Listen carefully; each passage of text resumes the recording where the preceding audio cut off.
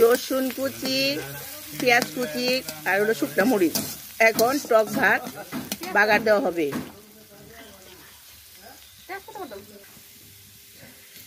জিরা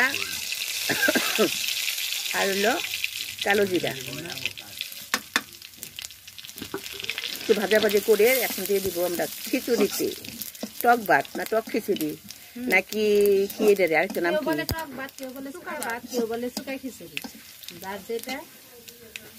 সেই নামে ডাকে, কিন্তু খেতে দারুণ। আমরা এখন কলা পাতা কাটবো, তারপরে রাসেলের ড্রয়িং রুমে বসে বসে খাবো।